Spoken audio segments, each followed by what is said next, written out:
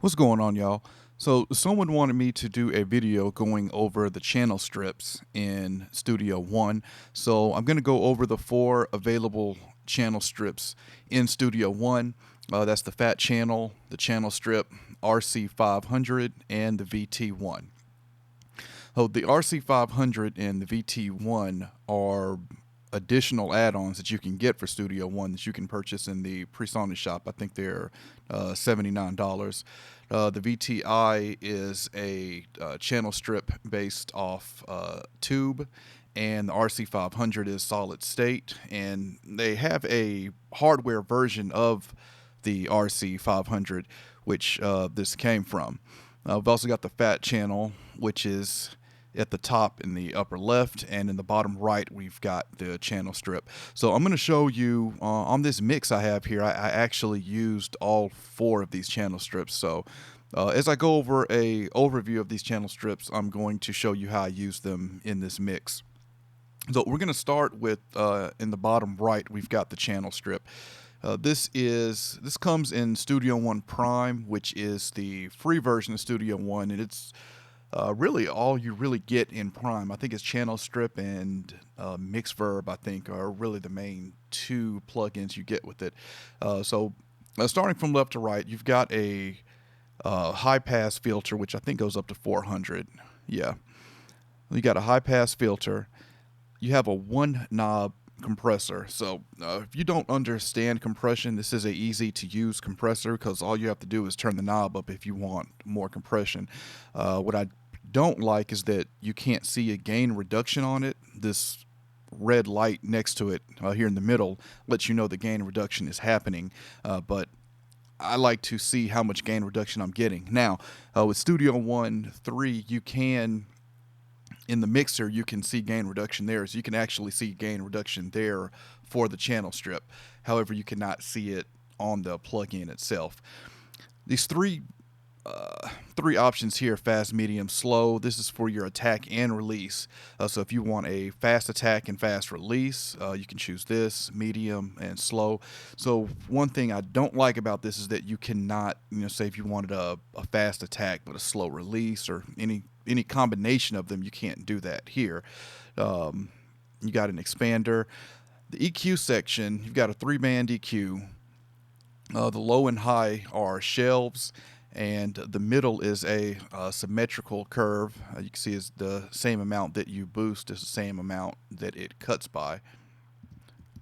And let's see, auto gain, it's the same thing in the Pro EQ and the compressor as well. And you've got adaptive Q. So the difference with the adaptive Q and with an unchecked, so unchecked, like I said, you've got symmetrical. Same amount you boost is the same amount you cut.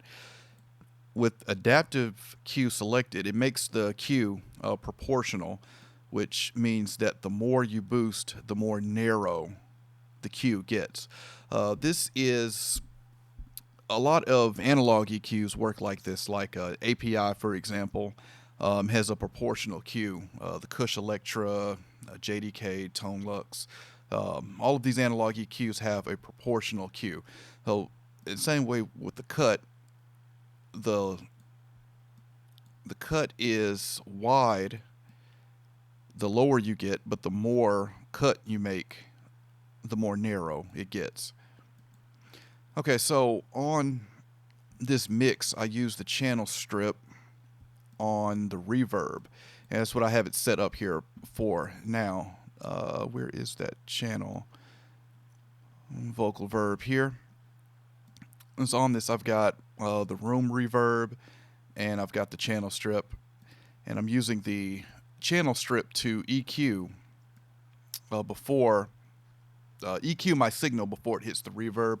I've rolled out some low end, and I've taken out just a little bit of the high end to make sure that it doesn't get sibilant.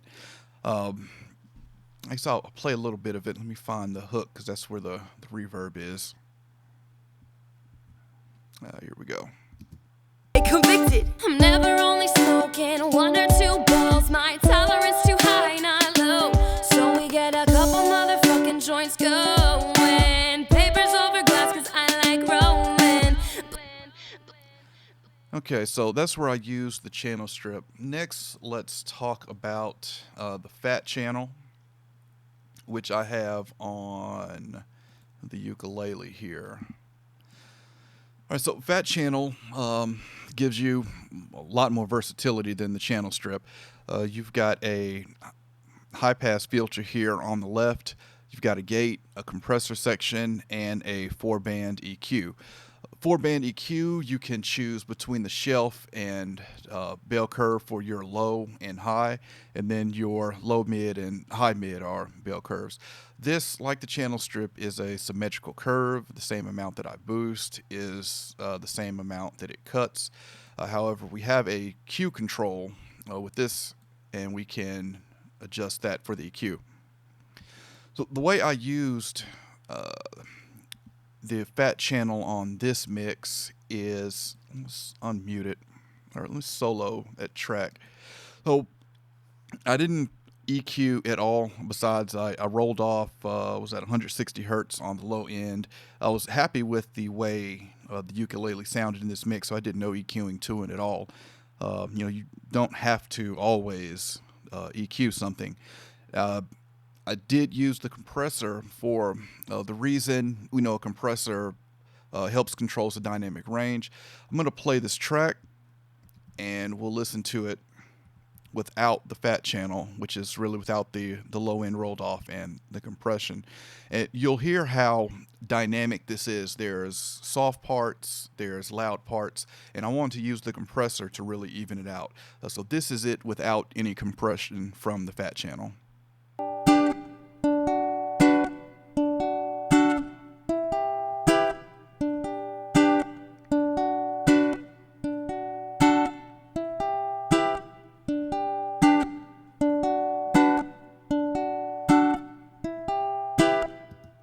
So you can hear the beginning parts are quiet, and some of them are loud, some of them are quiet.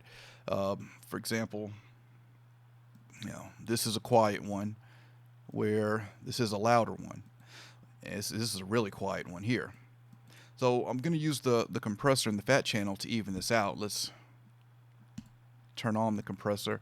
So what I did, just a gentle 2-to-1 ratio. I turned up my makeup gain. With the compressor turning up the makeup gain will turn up the quieter parts, and as it crosses the threshold and compresses, you're going to turn down the loud parts. So in doing that, we've got a even track here now. Let's listen to it.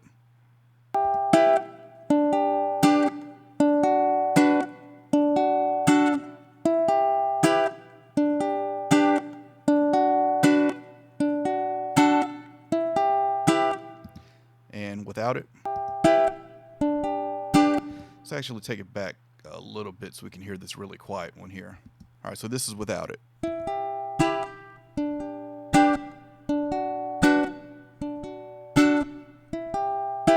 And one more time with the fat channel.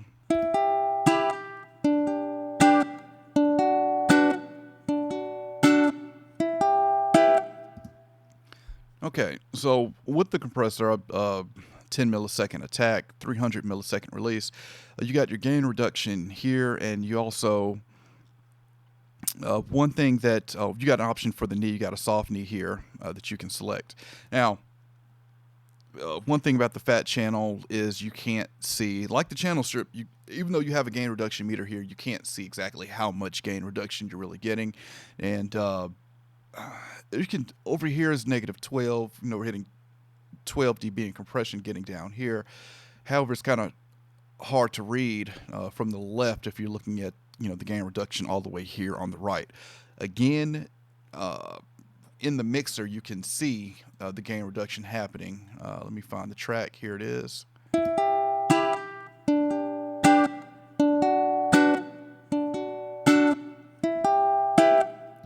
So you can look in the mixer to get an idea of how much gain reduction you're getting with the fat channel. All right, so let's move on to the 2 channel strips in the channel strip collection, which is the RC500 and VT1. Where did I use the RC500? The drums. All right. So This is I have the hardware version of the RC500, and I'm gonna eventually do a video comparing those two, the plug-in to the hardware. But everything on this plug-in is just how it is on the hardware. A little confusing at first for me because the hardware is laid out horizontal from left to right, where the plug-in is more stacked on top of each other. For example, your master, the master knob here on the hardware is on the far right. So it's taking me a little while to get used to it being here in the compressor section because I feel that is dealing with the compressor. So we got a 3-band EQ compressor. We've got a fixed 80 hertz high pass filter on here. So the compressor on the RC500 is modeled after an FET circuit. FET compressors are really aggressive to me. I'm not a fan of aggressive compression on vocals, so that is why I like the RC500 on instruments, and I like the VT1 on vocals. To show you what I did with this track, let's solo the drums. Let's quickly go over everything. We got standard compressor controls, threshold, attack, release. I forget off the top of my head what's the exact specs for the attack and release. I think the slowest the release goes is 500 milliseconds, if I'm not mistaken. This gain here is gain going into the compressor, and the master is your output gain. The ratio, you notice that we don't have a ratio here. That's because it's fixed at a 3-to-1 ratio. So a pretty gentle compression there. On the EQ side, 3 bands.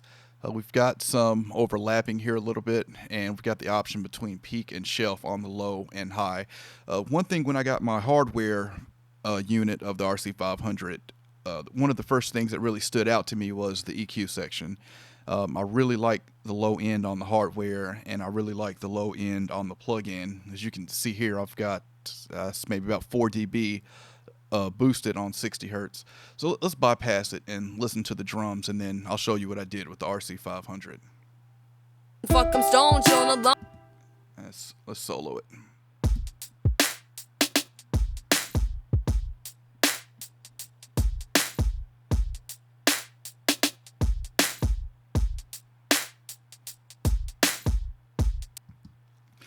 Okay, so what I'm hearing with that is the snare is kind of jumping out to me, which the snare can easily do, especially in a drum loop like this is. I don't have the individual kick and snare, so what I'm going to do is for the compression, I want to compress some of that snare, but I don't want to compress any of the kick drum. So the way I'm going to do that is use the slowest attack I can. That way it's going to let the transient of the kick drum through, and I've got a really fast release set here. So once it compresses that snare drum, it's going to quickly release it before that kick drum hits again. On the EQ, I boosted 4 dB at 60 hertz, and boosted about 2 dB of 6K to help bring out the snare a little bit. So I'm going to play it without the RC500. I'm going to let it play for a few bars, and then I'm going to bring in the RC500.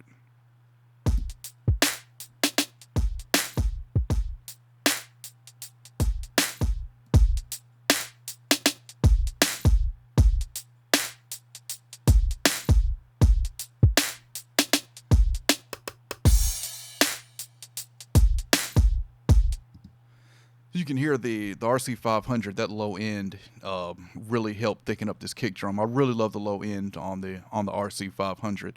And you can see with that slow attack, it's letting the transient from the kick drum through, still compressing my snare drum, and letting it go real quick with the compressor. All right, let's take a look at the VT1, which is what I used on the vocal. Now, one thing about I like tube gear a lot, and the reason because I don't know, it seems that a lot of vocals that I mix end up being harsh, and tube gear can really help tame some of the harshness. and that's in anything, not just vocals. But the VT1 is modeled after a tube channel strip.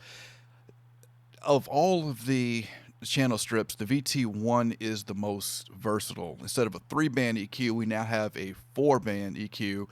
The compressor gives us options between ratios. We've got up to a 4-to-1 ratio, and we've got an impedance section here, which changes the impedance of the sound, which is really a really neat feature for this channel strip. And we've got a variable high pass filter going up to 200 hertz. So really quickly, if we look at these 4 channel strips, everything we don't have a lot of repeatability here. Everything does what it does in a certain way. For example, the fat channel, the ratio I believe goes up to 10-to-1. Let's just double check that. Don't want to give anyone any wrong information. Ratio, it goes up to limiter, which is probably 10-to-1. Yeah, no, it's probably 20-to-1 that it's going to on the limiter. But we have more of a more options with the ratio with the fat channel. We can go up to 4-to-1 with the ratio on the VT1. I'm not sure what the attack and release speeds are. This gain here is gain going into the compressor. Or I'm sorry, this is the makeup gain on the compressor. The trim here up here in the input is you can trim the gain going into the compressor, and in the middle you've got your output master. So you've got 3 levels of gain staging that you can do with this channel strip. You got your input trim, then you got the makeup gain on the compressor, and then your output level. So on this vocal, I have, and another reason I like to use VT1 on vocals is because I have this variable high pass filter. It's not fixed at 80 like the RC500, and sometimes I need to high pass more than 80 on a vocal. So really versatile channel strip here. And let's see, I've got 3-to-1 ratio, medium release, fastish attack here, 3 dB of makeup gain, and let's find the vocal. We'll solo it here.